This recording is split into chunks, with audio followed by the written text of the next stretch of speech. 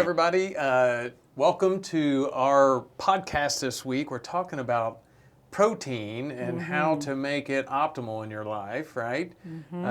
Amy's done a ton of research on this, and so there's a lot of content here that we're going to be giving you. We're going to keep it as fun as possible, so hopefully somewhat entertaining. But I think we kick all these things off with how our week was, right? And we've been kind of active lately, getting this all up and running for all of you, and we're having a ball with it. I got to say, we're absolutely enjoying it. But we've been busy over the weekend as well. We have. And with this busyness, you've been talking more about protein shakes, right? And how do we get this requirement of protein in our body? And it's a great way to do it in the morning. We've done this off and on for a long time. But like reviewing our breathe, eat, move, sleep, is that what you're saying? Yeah, let's do it. Looking at the past, I guess, week or two, really, like you said, it's been quite busy. Our breathe pillar, I think the biggest thing that stands out to me is that when you get off routine, how hard it is sometimes to get back into the routine of things. But we just get up the next day and begin again, like we keep saying. Right, So I know that's been something I've just been saying, okay, fresh start this week, because we have been kind of on the go on the weekends and helping our kids and traveling. And we've been on the go. And so, again, we're beginning We're again. hanging in there. I think we're doing halfway okay with it. Sometimes I get the 2 minutes, and I'm happy with that.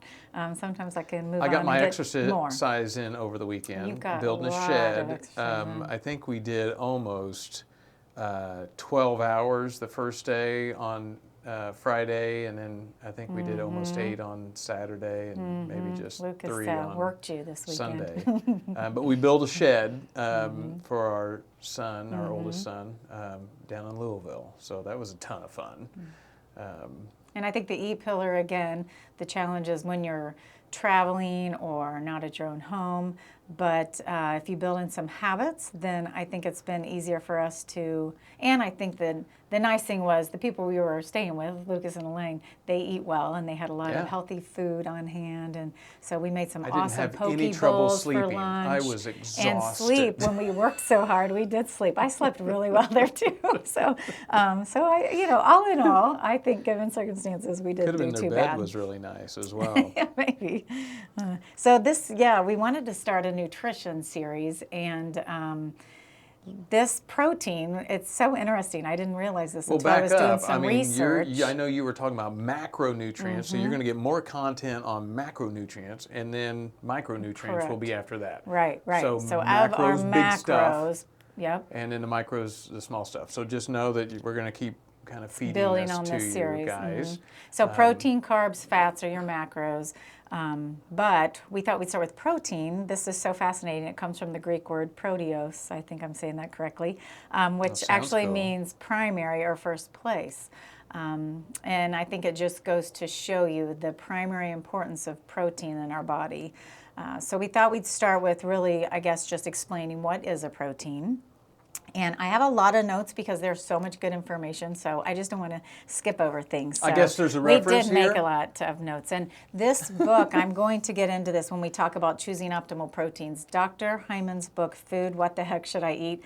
I think it is one of the best written books that really explains nutrition, food, the macros, the micros, how to choose good proteins, good carbs, good fats, and why, and the science behind things. So we and for took our members, some I think we always talk about, let's make them mini scientists. And I know that in a year from now, all of our members, if they read this book, would know most of the content in it. It's it's easy to read, it's well written. It's a lot of content, but it's such a great reference you can keep going back to. And we're going to cover some of that today with his section on proteins. But what is a protein? So if you think about it, amino acids make up proteins, and it's almost kind of like a string of pearls or a string of beads, right? And each one of those beads is an amino acid, and then they're linked together, and those make proteins. Proteins come together to make organs and tissues and cells, and they play really key roles in cellular maintenance, repair, fueling, powering our body. And we're getting this in our foods, and some of them have more amino acids than others. And there are about 20 amino acids this in all. is what fascinates me. When you told me that there's 20, Yeah, but total. those 20 make up Thousands. thousands of proteins, and those proteins are what we are. We are those proteins, our body, physically. Physically, It's I know. so cool. And there are But the essential complex. versus non-essential. And what that means when you hear people talk about essential amino acids, 9 of them, it's essential that we get them through food. Our body can't physically make them. And then, so out of those 29, we actually have to take them in almost some way half. in food form. That's a good thing we eat, So it is a good thing we eat. That's because our we get fuel. them somehow. So protein is an important building block of bones, muscle, cartilage, skin. Use it to build and repair tissue. The hemoglobin, right? The red blood cells. I mean, I think Carries we've all our heard that oxygen. term before, but that's so important. Makes enzymes. Enzymes are structures that are like key to helping chemical reactions take place in your body. So there's Well, all and the kinds hormones. of body You've been talking functions. a lot about hormones, and I know one of your notes here was that it plays a significant part in the production of hormones for the body. Of course, everything in the body. And you know, the enzymes, the hormones, all those play so many roles in like processes that we think about: digestion, energy production, even blood clotting and muscle contraction. You have to have like proteins and enzymes. Structure. Maintains the pH balance, which is so important. And I know I do better when I'm less acidic. I think it's so funny that I love like spicy foods, which actually makes my body acidic. But I know my acidity is sometimes my dysfunction. I think it intrigues me that I think a lot want of to people eat that deal with versus more of the alkaline stuff that makes my blood a little bit more alkaline. And for I my think body, there's this actually. misconception that meat is too acidic, and we're going to talk about like choosing proper proteins, meat or plant-based. But yes, it's so important for that fluid balance. If you're low in protein in general, you can have more swelling and edema. So a lot of people as they age get a lot more swelling in their ankles and their feet, and a lot of times it's just lack of protein, honestly. Fights, the fight infection. Yeah, antibodies. Yeah, the makes antibodies. are proteins, basically. And then they transport nutrients like vitamins and minerals. So you can see there are numerous. This is just touching on all of the different functions of proteins in our body. So why is it important in our diet? Lots of things. Speeds recovery after exercise and or injury. Builds lean muscle mass. Of course, we know that one generally. I mean, you'll see the bodybuilders are always, I had one buddy that was getting like 300 grams a day. Oh my gosh. But I mean, he had a lot of muscle mass and trying to maintain that. That's not, we definitely don't recommend that, just so everybody knows. I think it was in kilograms, you say usually 0.8 to 1.2 is typical. Yeah, Just milligrams to clarify per kilogram my comment there. on what you need. Yeah, And it's never yeah, 300. Yeah, just, never. Yeah, But generally. it is crazy what people can need.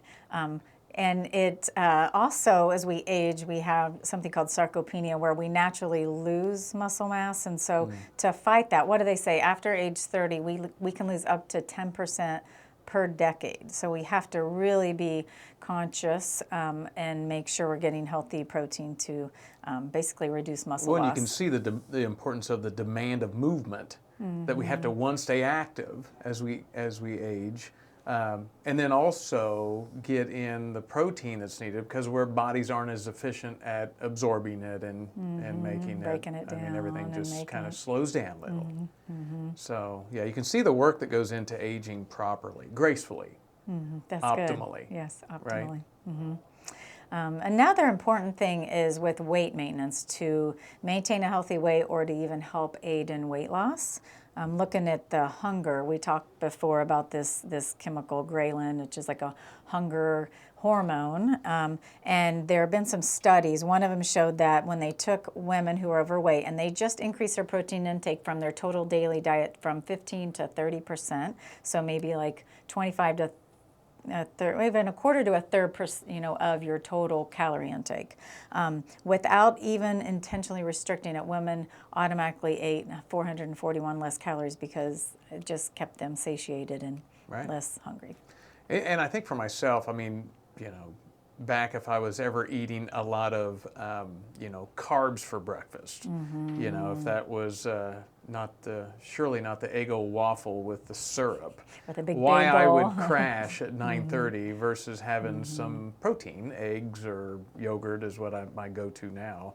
I never crash because there's just less of that change in the blood sugar.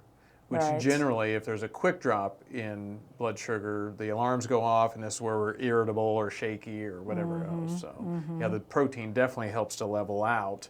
It seems Your like for me, appetite and your hunger. the blood sugar and all those emotional responses that go with lowering the blood sugar real quick. Yeah, it's interesting too. They did show it boosts metabolism. A high protein diet, again, like we usually say, a fourth of your plate, right, should be protein, can boost your metabolism and make you burn up to 250 or 260 more calories a day. Well, just by doing that alone. This is where our Olympic athletes and these athletes just sit here and they're burning, thousands of calories just from sitting here because their metabolism is active and there's a need because of the muscle mass and Yeah, that's so immune true. system High was protein the other group. one I think that I noticed Boost in your your immunity. notes. And this is back to that about the metabolism. When those that eat high protein, they had 53% more body fat burning. I mean, that's a lot if you look at that. Just like you said, just sitting there, your body's naturally going to boost metabolism and burn fat. So anyway, so I think we've shown there are a lot of roles for protein in the body, and it really does have an amazing function for energy, for hormones, body structure, organs, balancing out all kinds of things, and for our weight. So the overall recommendation, as you mentioned, 0.8 to 1.2 milligrams per kilogram. So usually working with your physician, working with the trainer to understand, because it definitely changes with your activity level. If you're doing exercise or you have a very physically active job, you should do 1.2 milligrams per kilogram at least per day. So let's talk about choosing optimal So that's the proteins. science. Now let's get into when you're at the store, where do you get this stuff, right? How do you find it? How do you get creative with it so it's not just so boring? Right. Animal and plant proteins, right? Yep, and it's easier to get it from animals because the animal proteins basically, they are more bioavailable. So when you eat it and your body breaks it down, the nutrients in there, the amino acids, the proteins, and the vitamins are more bioavailable. Can't talk today. But plants have a lot of the same amino acids and proteins. It's just you have to be wise and work a little harder at making sure, because those essential amino acids we talked about, there aren't many plants that have all of the essential amino acids or that are called what we call a complete protein. Animals are complete proteins. So when you eat beef or lamb or chicken or usually even seafood, you can get all of those amino acids you need. Plants, it's really harder. So I think maybe we could start with looking at animal protein and just kind of talking through how do you choose optimal proteins through animals? Yeah, absolutely. I mean, and I'm fascinated with this topic, and I know sometimes we get into these conversations together, but the one thing about, and we're going to really harp on grass-fed, right, is that an animal will eat the grass, right, and then make their body. So obviously there is proteins in grass, right? And even if you and I were to say, hey, we're not going to ever eat animal, you got to eat a ton. You got to work super hard at eating so much vegetables and lentils and all these others that can help with the protein. And really what we're doing is when we eat an animal meat, that they've spent their whole life to work for you to take on that protein, right? So, I mean, you think about how that works. We're basically still eating the grass, but through the animal, and it makes it much more efficient for us to get the protein in our body very quick. So we don't have to eat, 5 acres of grass. I'm joking. That's a joke, just so you know. Right. But I mean, Right, just to give graze us all an day idea like of why do them. we even eat animal food? It's very efficient protein. It is. And that's a very good point. I love and here Dr. Hyman mentions it's not about the quantity, but the quality of the food we eat. And you are what your food eats. I love that You too. are what You your are food what your eats. food eats. And so back to that whole grass-fed thing. Animals that are pasture raised or grass fed, right? They're out on the free range, they're eating grass, hay, the plants that they normally would eat in the 5 wild. times more omegas. And there are a lot more, and part of it is they're healthier. They're out, they're active, they're walking, they're exercising. They're also, when something is certified grass-fed, pasture-raised, Organic. they don't We get have that at Aldi. and they don't have antibiotics and hormones and things. Pesticides, herbicides. Think of these toxins that sometimes we put in our bodies that we just don't know. And so those versus a animal that is confined, right, and they are not allowed out ever, or they're fattened up with a lot of grains and corn and things that are not natural to them, then they end up having more fermentation in their stomach, and so they have to be given a lot of antibiotics to counteract that. And so again, 6 that's times more why. vitamin E. Yeah, a lot. 7 what times else? more beta carotene. Yep. And so again, I think that's it. A lot of people get this misnomer that the all red meat has bad fats, and that's not true. Especially the pasture raised, you get a lot of those good omegas, good omega-3s. Right. So.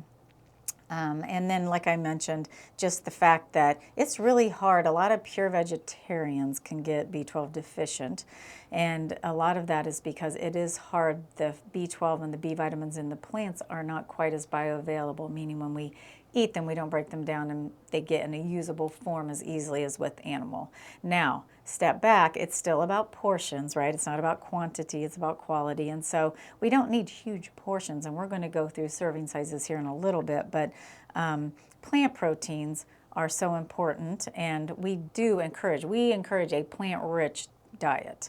And if you we have our meatless choose Mondays, to be, usually yes, tofu with the good soybeans, right? Non-GMO.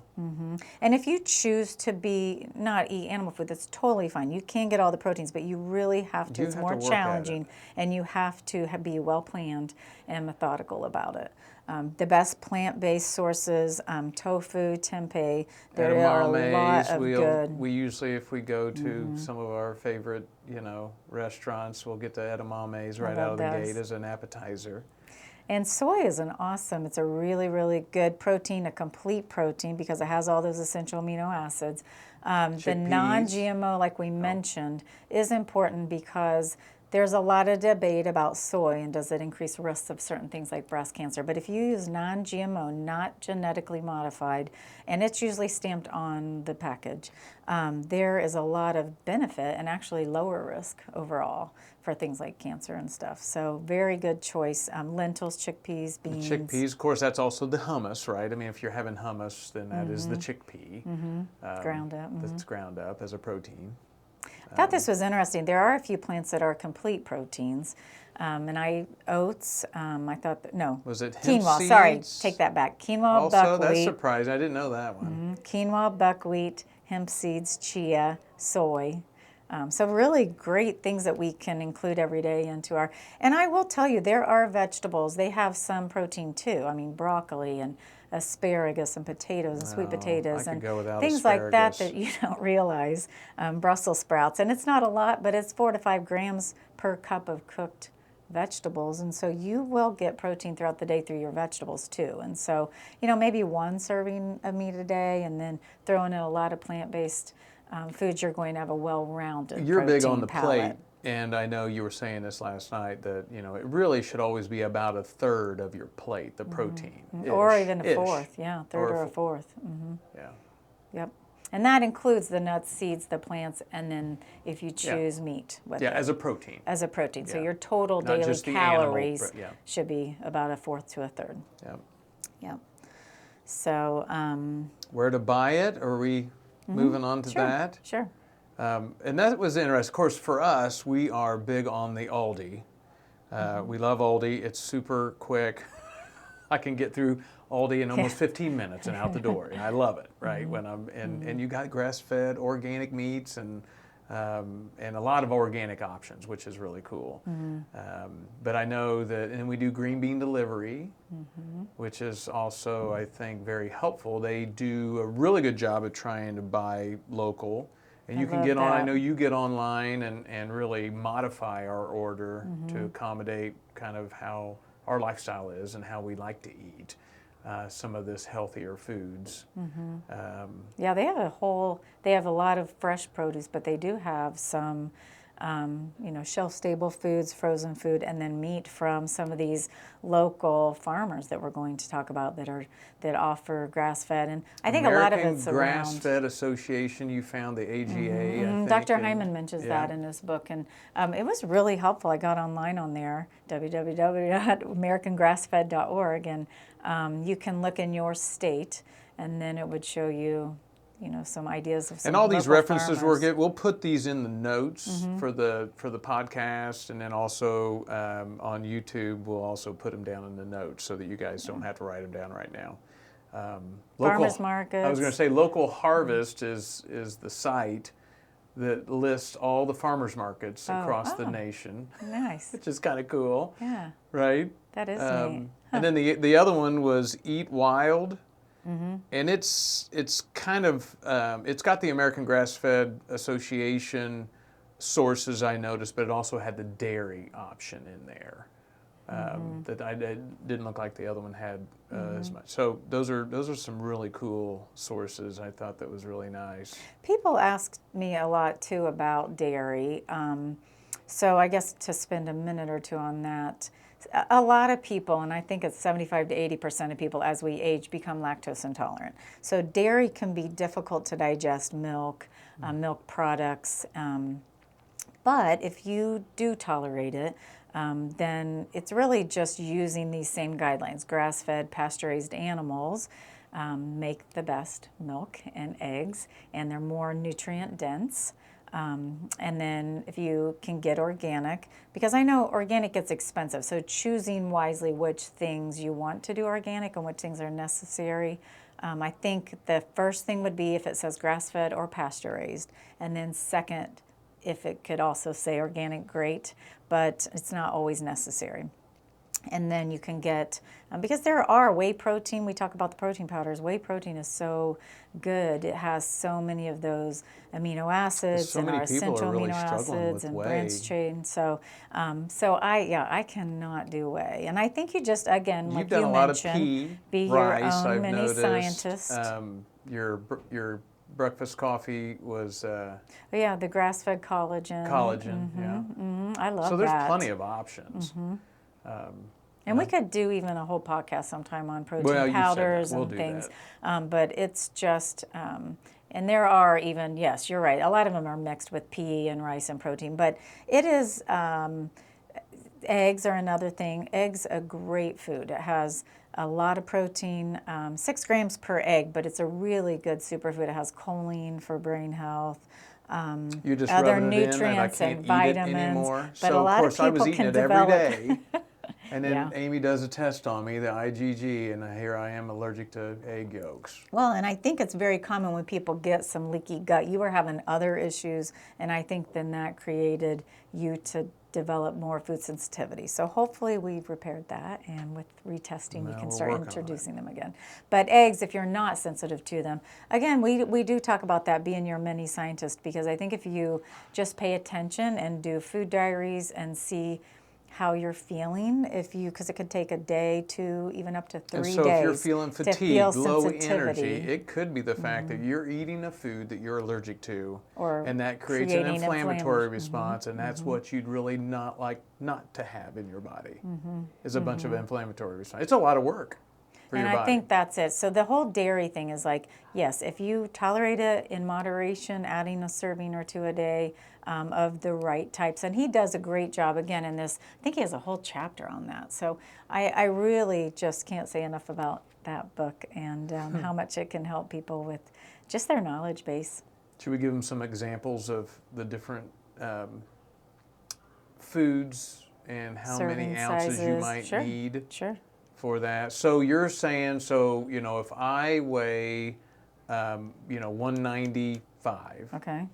And then what's that in kilograms, right? Because everything here is going to be converted to kilograms. So let me just look it up here real quick. Get your calculator out, Eric.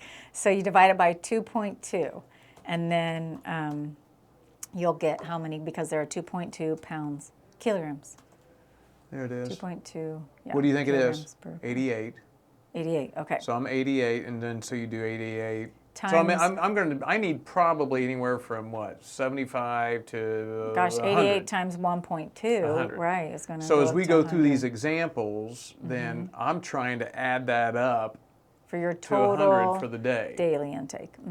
And usually, so I'm having my yogurt and nuts in the morning. I'm probably at 30 there already. And Greek yogurt or a We're nice usually doing high-protein yogurt. a salad, or and we usually have, and it says down here, I'm kind of eating the beef because I'm also allergic to chicken and turkey.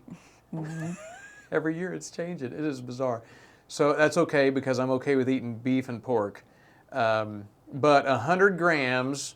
And that's for the meat products. They say it's like a deck of cards, right? Okay, so it's it's like a deck grams. of cards in size. Okay. But that's about 100 grams at whatever the thickness of the meat is. Ends up being about 36 grams of protein for beef. So I mean, if you're at a Chipotle or a Qdoba that we were at yesterday, then you're going to end up getting. I definitely had more than that. So it was probably 45 grams right there with what they were putting on there. That big scoop. Probably. Right? Or chicken or and then we had, beans. Jake and I had some fillets for dinner, which was definitely more than that. So I'm over 100 grams just yesterday, I know. But I know that many scientists, that you got to be thinking about this every day. Like, how much am I getting and where am I not getting it? So let's keep going. So it was veal, beef, lamb, pork, chicken, tuna, sardines, salmon, all that same kind of portion size ends up being about 3.5 ounces, is what they were saying. And so let me just go down through here. Veal was at 37 grams of protein in one of those little servings, a deck of cards. Beef was 36, lamb 32, pork 29. Now we're going down. Chicken 29, tuna 26, sardines, that'd be a sardine can, right? Probably 25-ish. Down to salmon, which is 22. So you can see that the protein in grams was going down as we were going down. The other thing they had in here, which I thought was super funny, crickets. Actually, have you heard of this cricket powder? 21, it's like some new 21 grams. fad that you can buy cricket powder. powder. I didn't even find a conversion for that. I don't know what that is. Is that a handful of crickets? You guys have to figure that out on your own. I'm not looking that one up. I hear it's a superfood, Eric. It says, yeah, I know. Cheese, 24 grams. Now, I'm a big cheese person, so again, we're 3.5 ounces, almost a deck of cards. Ends up being a good amount of cheese. So if you're having cheese and wine at night, I kind of try to do. I will caution. A couple times a week. Cheese, yes, a couple times a week. That's what I was going to say. Cheese does have more saturated fat dairy products. And again, meat, he calls it, Dr. Hyman talks about it being a condiment. That, meat shouldn't be like breakfast, lunch, dinner. You should really still try to if you get a serving of some lean meat, chicken, turkey, beef, veal, sardines, salmon, whatever, once a day, and then try to get a lot of the plant protein in there with it. You're getting a more rounded. Right. But this is great to see, because there are also some of these other serving sizes that you mentioned. The eggs is generally 6 grams per egg. I mean, we've been using that forever. So you're going to get that. Peanut butter. So what's the serving size? So those were cups. So if a third of a cup okay. is 22 grams. Almonds. Almonds, 2/3 of a cup is 21 grams. So just be cautious, because the calories, you can I've seen. You got to be cautious on how much you eat in the nuts serving size. If I go from one handful, I'm good at a handful a day. If I go to 2, I put weight on my body. Almond milk, about a quarter It's of a not cup quite is as much. 0.4. It's hardly any. Everybody You're not thinks going to almond get milk has anything so out much of protein. that. It's Oats, though, 17 grams for a cup. Of That's pretty good. oats, whole Tofu, oats. a cup of is 9. Lentils is not a lot, so that's half a cup is 9. Well, that's pretty decent for half a cup, I 9 guess. grams. Yeah. I mean, if you're in Chipotle or Qdoba, they give you that scoop. You're going to get some there. And you get fiber and Black good beans, things half with a that. cup is 9, so. So lots of good ways, and this is good to understand serving sizes and portions, because obviously, as we talk about, healthy eating, it is also about the portions. And but half of our plate should be healthy, whole plant foods, right? And then you get some overlap of those proteins in that, and then through nuts and seeds and the vegetables that we talked about and all of that, and some of those healthy grains. And then you throw in the meat, and then you can throw in the good fats. So if you could do that with every meal, and through our smoothies, that's a good way we do it. Yep. Then And we're doing this with our members. Obviously, this is for the general public. We're excited to be able to share this knowledge with everybody in the world. But for our members, I mean, these are the things we work with them on, so that they can start to find ways of making this doable in their life. And that's where I think a lot of times, the rubber has to hit the road at some point. There's a big difference between, okay, yeah, I'm going to start doing this stuff, and actually doing it. Because there's nuances to doing some of this stuff. But this is where, our model has the coaching in it as well. So excited for that. So if this sounds right to you, obviously we are at OPT2LIV.com, OPT2LIV.com. We'd be more than happy to bring you on as a member and get you and excited with these opportunities of living this high quality, optimal life. Always hit, if YouTube, subscribe, follow us if it's on, as a podcast. If there's any notes, you can always just shoot us a note and let us know if there's certain content that you're looking for. But just be on the lookout for, macronutrients. We're going to keep building on that. Then we're going to move into micronutrients. So we look forward to, continuing to share this information with you wonderful people. Wishing you a wonderful day. Take care. We'll see you.